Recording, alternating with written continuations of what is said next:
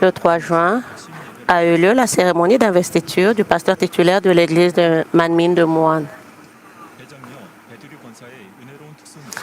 Les grands diaconés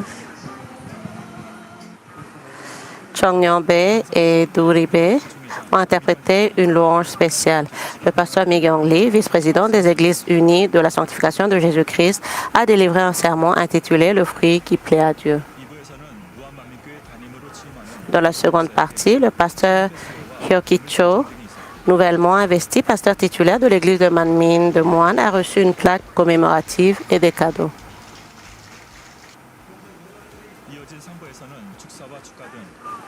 La troisième partie, ponctuée de discours de félicitations et de louanges, a créé une atmosphère de joie et a renforcé notre attachement au Seigneur.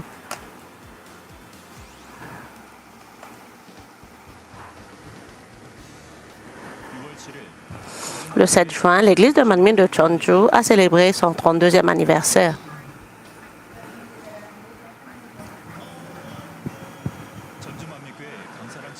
Le diacre Sarang Kang a offert une louange émouvante.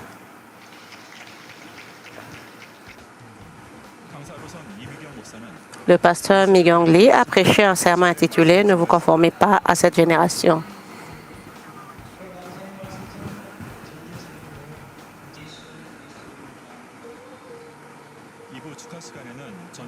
Dans la seconde partie, les membres des missions des hommes et des femmes de l'église de Manmin de Cheonju, ainsi que tous les participants, ont célébré cet anniversaire, contribuant à la joie de l'événement.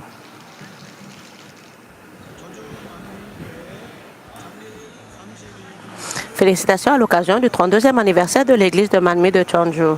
Alléluia.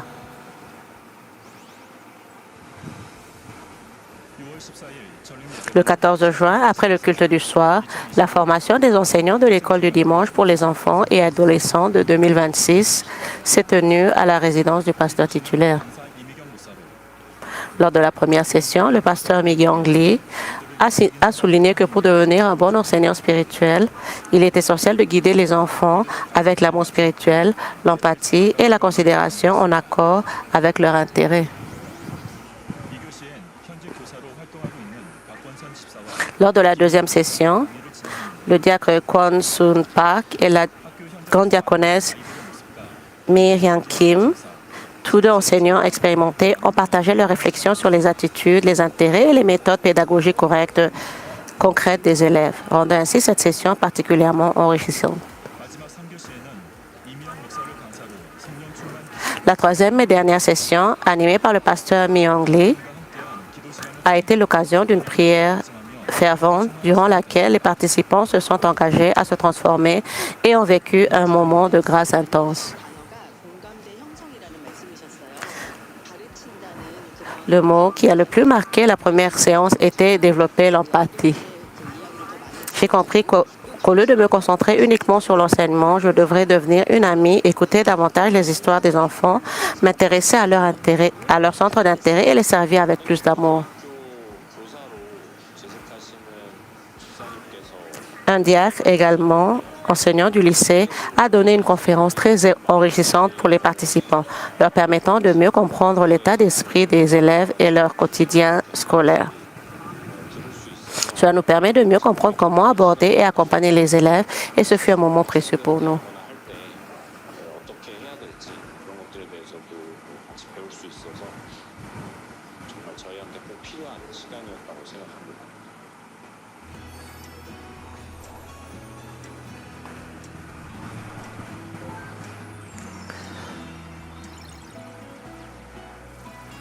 Les témoignages de l'église de Manmin.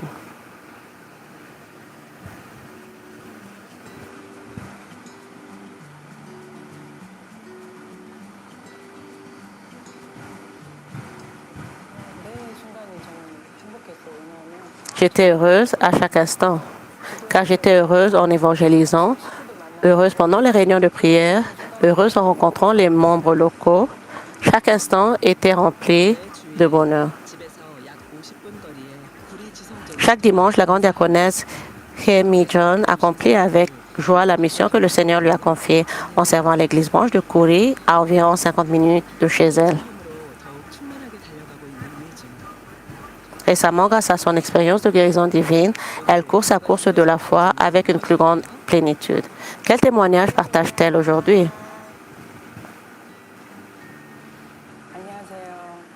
La grâce remplie de bonheur. Bonjour, je suis la grande diaconesse Hemi Chon, leader de la 4e cellule, 17e paroisse, 17e grande paroisse, 17e paroisse, 3e grande paroisse. Quand j'étais étudiante, dans ma vingtaine, j'ai rencontré Missun Kil, qui est maintenant l'épouse d'un pasteur dans une église branche. Elle m'a invitée à venir au culte de la veille du vendredi soir. À cette époque, je cherchais une église où il y avait la plénitude du Saint-Esprit. J'ai donc assisté au culte de la veille du vendredi soir pour la première fois. L'espace était rempli de ferveur intense des croyants, rempli de la plénitude du Saint-Esprit, si bien que des gouttelettes d'eau se formaient au plafond et ruisselaient. Les questions qui me taraudaient depuis longtemps, comme l'emplacement du Jardin d'Éden ou la raison pour laquelle Ève a mangé le fruit de la connaissance, le fruit de l'arbre de la connaissance du bien et du mal, ont trouvé des réponses. Le message de la croix m'a rempli de joie.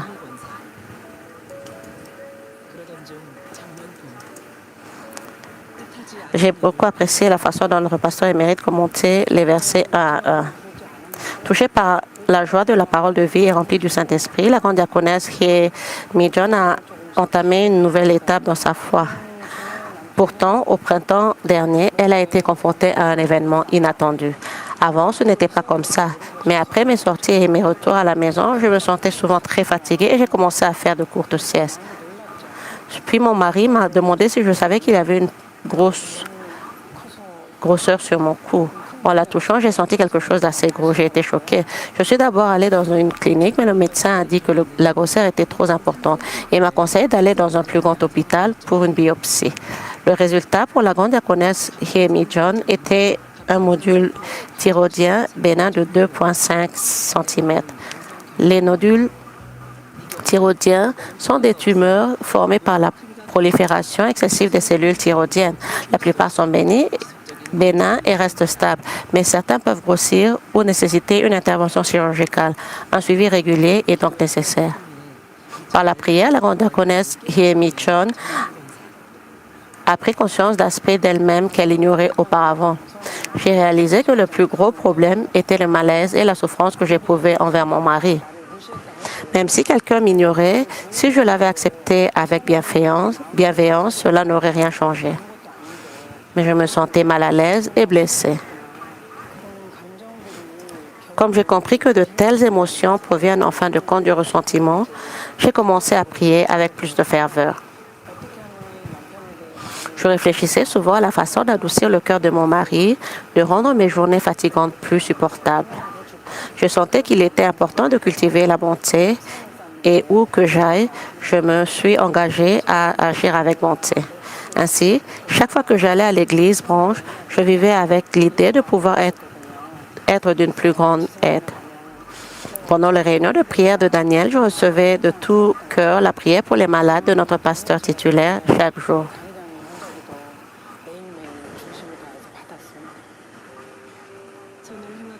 Alors qu'elle s'efforçait de pratiquer la bonté et de renforcer sa foi au fil du temps, les fruits de ses prières exaucées commencèrent à apparaître.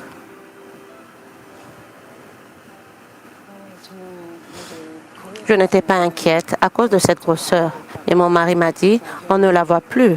Peut-être que tu as été guérie au travers de la prière. Vérifie. »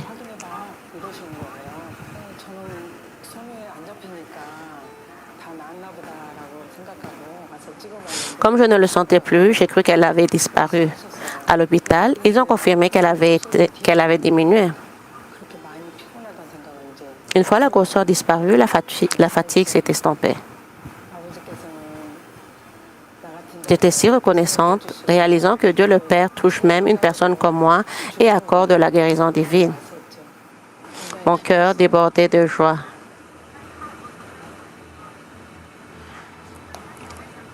Le 15 janvier 2026, les résultats des tests ont montré que la grosseur avait diminué à 0,7 cm.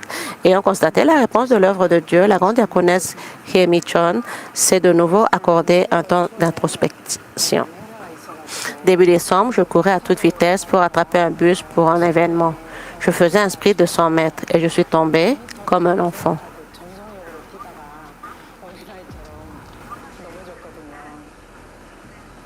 La douleur était si intense que j'étais paralysée.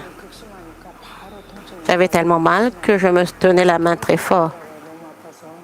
Ce jour-là, j'ai rencontré par hasard le pasteur Myung Lee, responsable de ma grande paroisse. Je suis allée à la réunion uniquement pour recevoir une prière. Je me suis dit, si le pasteur Myung Lee prie pour moi, je guérirai vite et cette douleur disparaîtra. Après la prière, la douleur atroce a disparu. De retour chez moi, je suis allée à l'hôpital.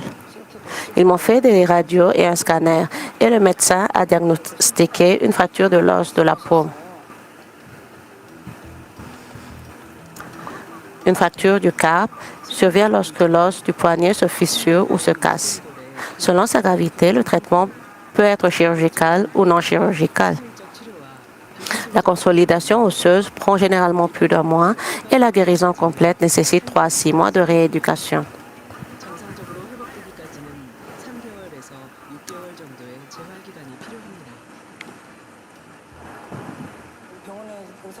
Le médecin m'avait formellement interdit d'utiliser ma main, mais à ce moment-là, je me préparais pour un événement à l'église branche et je m'entraînais à danser 2 fois par semaine.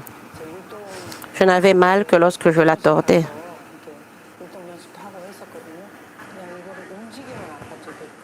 Comme je n'avais pas mal à part cela, j'utilisais ma main pour tout, sauf pour porter des objets lourds. Servir et répéter les chorégraphies me procurait une immense joie.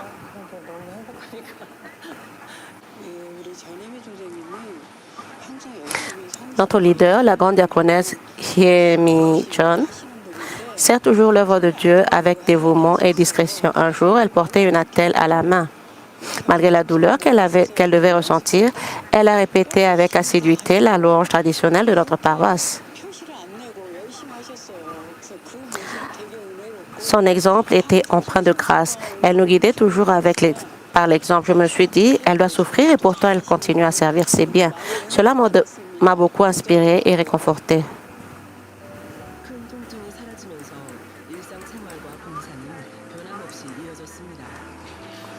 La douleur intense disparut, sa vie quotidienne et son travail reprirent leur cours normal. Pourtant, cette légère douleur persistante devint une occasion de grâce, révélant ses faiblesses et permettant sa transformation.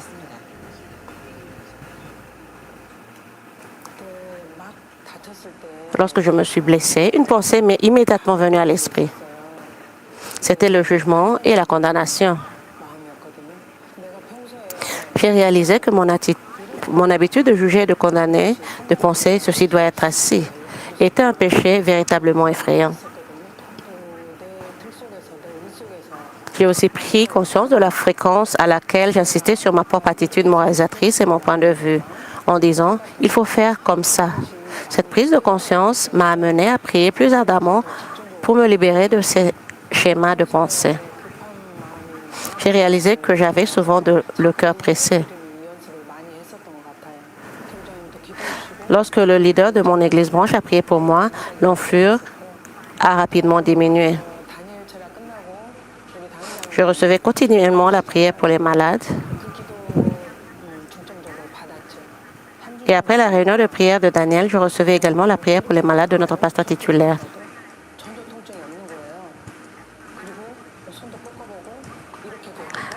Je recevais la prière avec ferveur chaque jour et après environ 3 semaines, je ne ressentais plus aucune douleur en tournant ma main dans n'importe quelle direction. Même plier et bouger ma main ne me causait aucune douleur. À l'hôpital, ils ont confirmé que j'étais guérie. J'ai donc enlevé l'attelle et j'ai pu de nouveau utiliser ma main normalement.